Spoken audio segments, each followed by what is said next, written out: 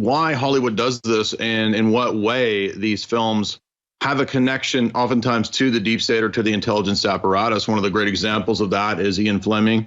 Alex has covered this for many years, where he talks about the connection between the establishment of American intelligence and Ian Fleming, William Stevenson, and all these British intelligence operatives coming over. And I want to point out that that's actually in the mainline literature. This is not a conspiracy theory. For example, it's a great book by Ben McIntyre called Ian Fleming, James Bond, and he's a mainline historian. And in that book, he goes into the history of the Special Operations Executive and the way that Ian Fleming set up the 30 Assault Unit, which is one of these kind of SOE created Black Ops groups. So these Black Ops groups that Ian Fleming created, very similar to the OPC, which the CIA created, would go around and do a lot of these secret team organizations and operations. The same type of thing that Fletcher Prouty writes about in The Secret Team that you heard Alex and the Dark Journalist talking about. Ian Fleming did the same thing, and so it's modeled on his earlier units and groups. Now, I bring that up because all of the events that he wrote about in the Bond novels actually come from, as Ben McIntyre notes, actual real secret operations. And you can see, again, in the mainline literature there at the bottom, discussing how things like Operation Goldeneye, which was spying on the fascists, and Operation Mincemeat, and all these different operations that involved high-level stagecraft and fakery. And why is all of that relevant? Well, it goes even beyond that, because there's an occult component to a lot of the Bond stuff, which people don't know about. And that occult component is that the villains that you see, like Blofeld, they're not just fictions in the mind of Ian Fleming. They're actually based on real-world British intelligence assets and villains like Crowley, as Ben McIntyre notes in his book. So today we're not going to talk about James Bond, but I wanted to give that as kind of a backdrop to explain how when we watch a film series like Mission Impossible, we're getting a lot of that same information revealed and downloaded to us in a, again, well, I don't know what else to say other than revelatory way, an amazingly revelatory way, where we have, I'll do a little bit of rehearsing of the series up to where the story is in the new one, in case you don't remember.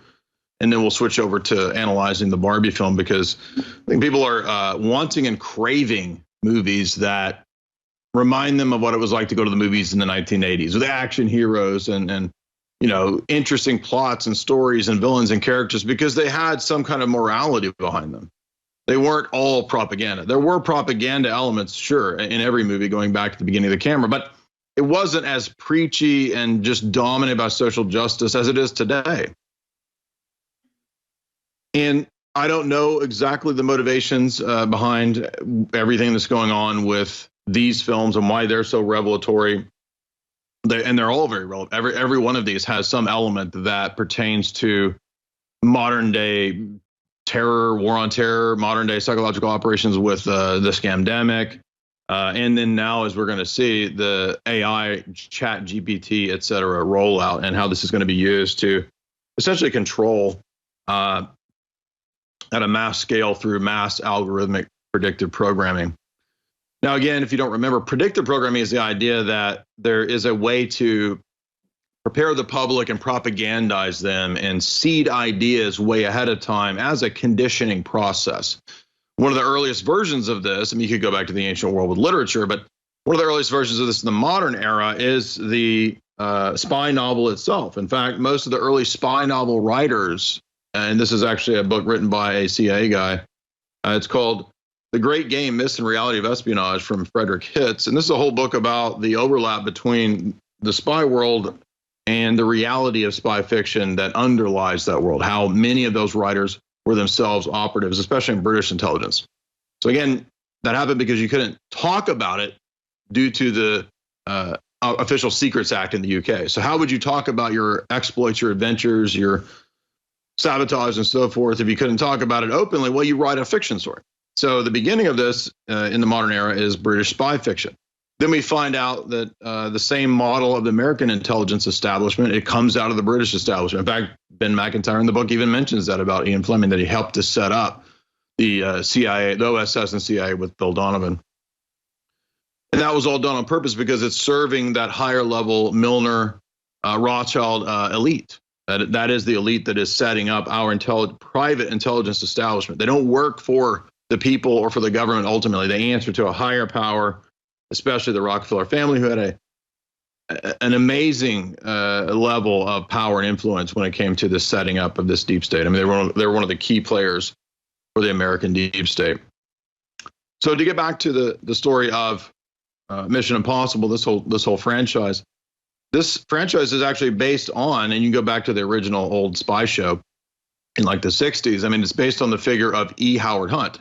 E. Howard Hunt was an actual CIA operative, one of these kind of Fletcher Prouty secret team operatives who was doing all kinds of black ops stuff. And in fact, pretty sure if I recall, Alex interviewed E. Howard Hunt on his deathbed. And E. Howard Hunt himself claimed and confessed to have a role in the JFK assassination. So, I remember Alex at the time talking about how really, I think it was only Alex and Rolling Stone that even covered the story. No one else in mainstream media would touch it, even though it should have been, one of the biggest stories out there, that one of the people involved claims to have confessed to it being an assassination. And of course, that was all forgotten. I know Alex remembers it, but maybe somebody should dig that up and play it again because it's pretty wild.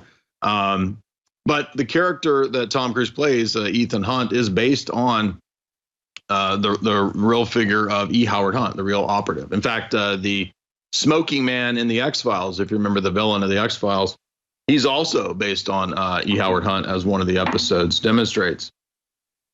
And so the Tom Cruise character plays this higher than the CIA, higher than the average military person. In fact, even the National Security Director himself, the Director of National Security, doesn't even know who who Ethan Hunt is and who the Impossible Mission Force is. And it's odd too that it's always had the acronym IMF, because that's the International Monetary Fund, which is one of the globalist institutions to steal through psychic vampirism the wealth of the nations. And that was set up by the same Milner Fabian socialist people who, through like John Maynard Keynes, right, set up all these other operations. I'm saying Keynes helped set up the IMF, and it's a Fabian institution, and the same power structure that Keynes was a part of, these Fabian socialist British establishment elites. They also set up the US, OSS, and CIA. So you understand that's how we're controlled. That's the real power structure. It's not the political class. The political class answers to these people. These are the same people that set up the CFR and the Trilateral Commission, which I covered last week. Anyway, so Tom Cruise represents essentially this kind of deep state figure in his heroic role. You can go all the way back to the first Mission Impossible in 1996, directed by Brian Palma. And as I said, there's a lot of elements that kind of point directly to Fletcher Prouty, secret team type stuff. But what's interesting is that contrary to a lot of spy films up until the 1990s, we actually have CIA people and villains that are themselves corrupt. You could think of 3 Days to Condor with Robert Redford. That film is a great spy film. And it actually also does have, I think Donald Sutherland plays the villain who is his CIA handler who's corrupt. But throughout the Mission Impossible franchise, one thing I will give it credit is that it does consistently admit that it's high-level moles and establishment figures in the U.S. that are extremely corrupt and that are usually working with some sort of international terrorist syndicate. And it's no different throughout this franchise. We know that John Voight is the villain in the first one. But one thing that I didn't realize was that there was a lot of things way ahead of its time in the first installment, which was, if you remember Ving Rhames, right, the guy, the villain from Pulp Fiction, Ethan, what's with my Gucci outfit getting a scratch on it, Ethan? Right? If you remember when Ving Rhames is getting a hole in his Gucci, he blames Ethan. He's actually a cyber freak, right? His name is Phineas Freak. The cyber freaks were the early proto hackers, the 1990s. And one of the things that he's after in the first installment is a special artificial intelligence based microchip. So it's interesting that all the way back then we have the mention in this film series of AI. And that's odd because it's going to play such a key role in the most recent installment of Dead Reckoning. It's all about AI and predictive programming swaying the masses through social engineering cybernetics. So the predictive algorithmic stuff will play a key role in the final installment. But I did want to note that there's a connection between the first installment and the last, which is supposed to be the last installment. It's also interesting, too, that, Tom Cruise didn't just star as the CIA operative here. He also played Barry Seal in, that was it called American Made, about the CIA drug running. And Barry Seal met a untimely end, if you remember. And that whole movie was about a lot of the stuff that we talk about on this channel. So I have to think that, despite, and I want to remind you that if you like these topics, these breakdowns, I got a couple books that I did on this, Esoteric Hollywood 1 and 2, which you can get over at my website. Signed copies in the shop. My wife also did a book that you can get in my shop as well, Hollywood Mind Control. And we were talking about the Mission Impossible series and kind of working our way up through those texts, or excuse me, through those movies to get to the deeper subtext, what we call programming elements, which sometimes are, could be corporate product placement, could be political propaganda, or it could be seeding future ideas to condition the public to what's to come. There's a lot of different possibilities here, but if you don't think that's a reality, I would remind you that there's academic texts that have been written about this for many years. I mean, you could go read books like The CIA in Hollywood, How the Agency Shapes Film and Television, and you'll get an insight into how that actually works. Again, at an academic level, it's not a conspiracy text at all. Now, in the second Mission Impossible, the weird part about it is that the film has a giant pandemic that's planned by a pharmaceutical company. And the pharmaceutical company really only cares about the pandemic for the purpose of offering a vaccination. So if you remember, I didn't remember that was the plot. I think a lot of people have forgotten it, but you've got to have this, it's called Biosite, a giant pharmaceutical corporation. They're going to inject everybody with this, saving serum as a result. And it turns out, of course, that all of that was engineered by a guy named John McCloy. And that's interesting because John McCloy, the character in the movie, the bad guy is John McCloy, but in reality, John McCloy was one of the high-level operatives of the Council on Foreign Relations. So you get a lot of revelation again in these movies, and they'll choose the names, just like E. Howard Hunt, Ethan Hunt. John McCloy is chosen, I think, for a real reason. And I will say another thing that is interesting that came up in the last installment was there's actually a discourse about patriotism, and one of the reasons that the villains in the last installment want to shut down E. Howard Hunt or Ethan Hunt is because he actually still stands for patriotism. And you can't have that in the New World Order where they're going. The technocratic New World Order it necessitates, as H.G. Wells says, the end to all nation states. All of that has to go away through a kind of homogenization of all of the public. And there you see the villains are trying to get a hold of the serum and whatnot. The biowarfare operation, again, very similar to what we saw in the last 3 years. Mission Impossible 3 gets a little more in depth with J.J. Abrams taking on topics like the Vatican and what goes on in secret at the Vatican, and it's kind of a very similar plot to the story of Dan Brown's Angels and Demons. I'm sure it might have had an influence because Mission Impossible 3 came out in 2006, and that was kind of still a hot topic back at that time. And if you read the Tricia Jenkins book that I mentioned, CIA in Hollywood, the CIA was consulting on J.J. Abrams' Alias. So we know we're getting, pretty clear intelligence level stuff. Also, what comes up in these first 3 installments, by the way, is 3D printing. So they seem to have the idea of 3D printing all the way back to the first episode. And then it comes up again in Mission Impossible 3, where you have the masks. Everybody knows about the stagecraft and the fakery in Mission Impossible, where they rip the mask off and, it's actually Tom Cruise under there. No, and then he rips the mask off again. Oh, no, it's actually the bad guy. But actually, that was a third mask. And then it actually was Tom Cruise. So there's like an infinite, it's turtle masks all the way down. That's part of the gag of Mission Impossible. But we had a lot of things that were also political discussions at that time. And the third one, like drone warfare, was a big part of it. And again, the Vatican playing a key role in it. And we have, Philip Seymour Hoffman, the infamous villain. Give me the rabbit's foot.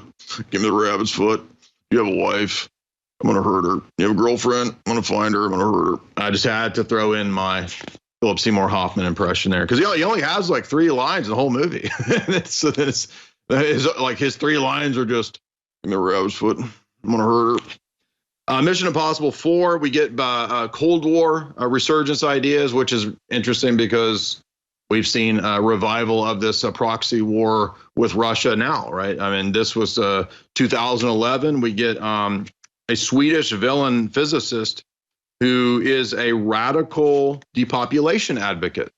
So Mission Impossible 4 includes the notion that this figure named Cobalt is intent on engineering a war between Russia and the West, blaming the high-level operatives like Ethan Hunt and IMF, and this will lead to Ghost Protocol and a giant, conflict that can depopulate because, as we find out, the next couple installments have this group known as the Syndicate, and the Syndicate wants to not just get rid of IMF, Impossible Mission Force, but to actually depopulate.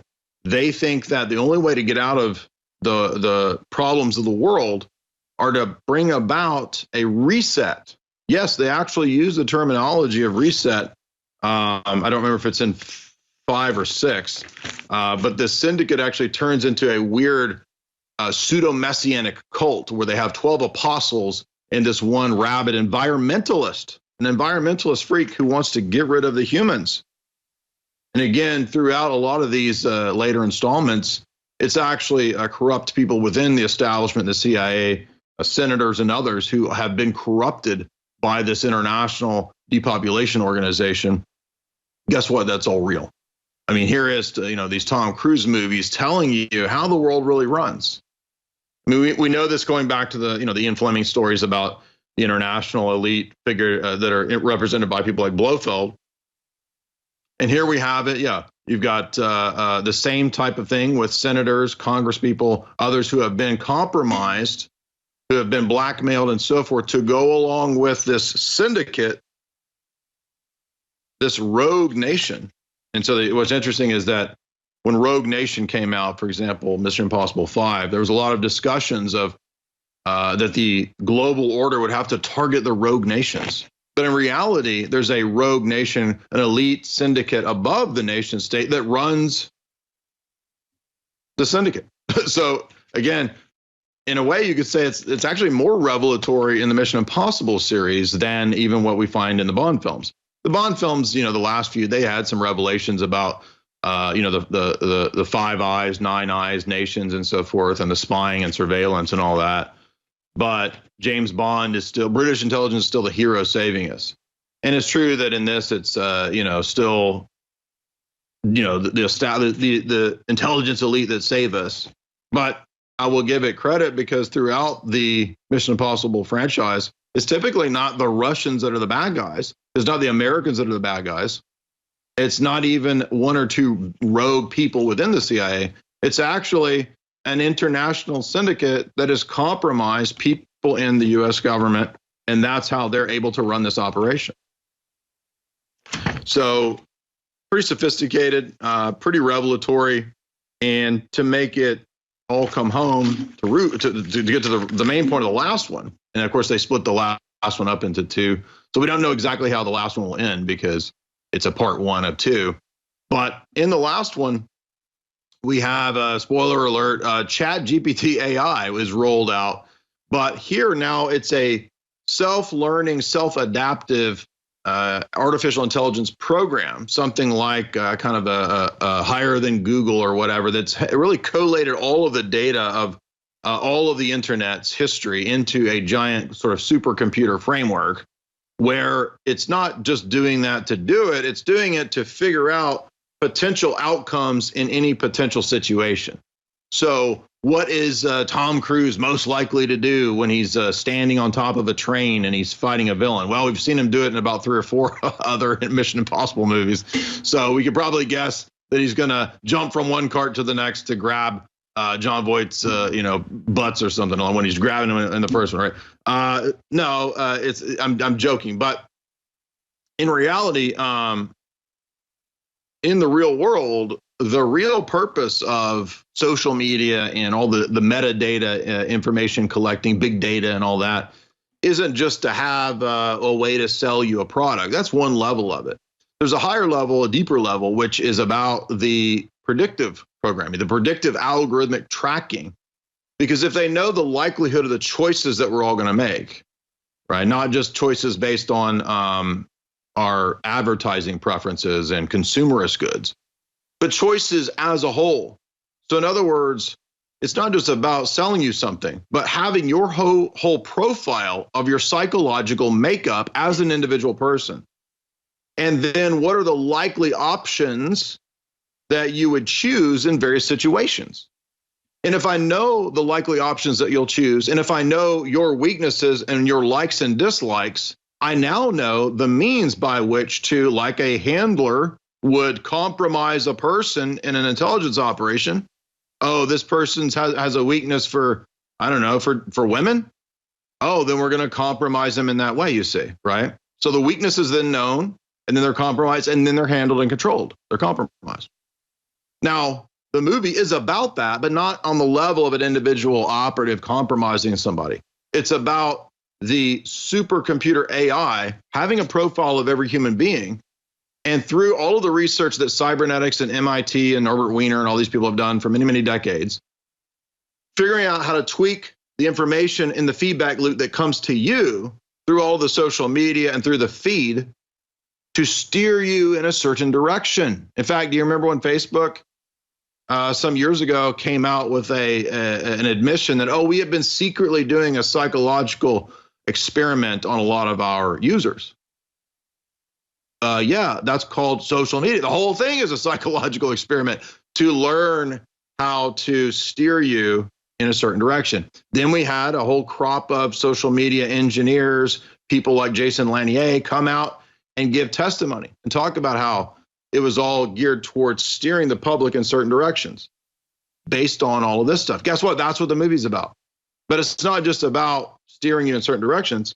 It's telling this narrative in a Gnostic way, which is very bizarre, because throughout a lot of these films, you'll see this Gnostic narrative, especially a lot of Hollywood films. You'll see the narrative that the creator God is the one that's imprisoning you and keeping you here as a slave. This is in a lot of Tom Cruise movies, Oblivion, Edge of Tomorrow. And then so you have this rebel figure who's this sort of Luciferian rebel that rebels against and initiates a new revolutionary order. But that's not exactly what that's not the Christian view, right? You could maybe read it in a Christian way, but actually I think it's an inversion, because the imprisoning AI God, the villain that represents the AI is this figure called Gabriel. And so I think it's intended to be the biblical God and his angels, archangels like Gabriel, that need to be rebelled against.